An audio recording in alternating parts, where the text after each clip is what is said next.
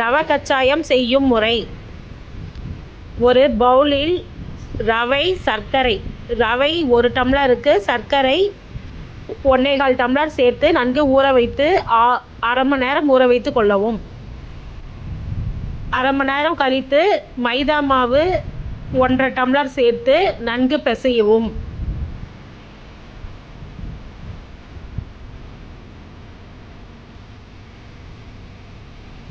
ஒரு வாணலியில் sunflower oil ஊற்றி சுட வைக்கவும்.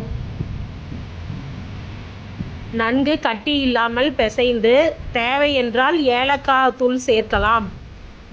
தேங்காய் துருவலும் சேர்த்து கொள்ளலாம் விருப்பப்பட்டால். வாணலியில் எண்ணெய் காய்ந்தவுடன் போண்டா போல போட்டு நன்கு கோல்டன் ப்ரௌன் வரும் வரை காத்திருக்கவும்.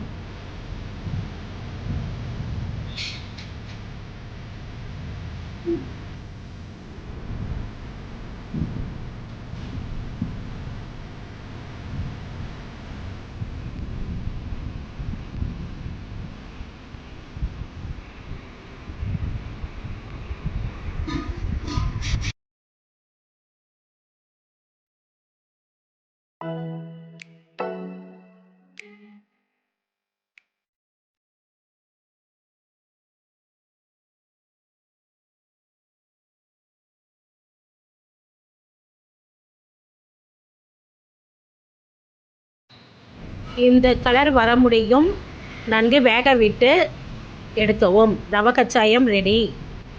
லைக் பண்ணுங்கள், ஷேர் பண்ணுங்கள், சப்ஸ்கிரைப் பண்ணுங்கள்.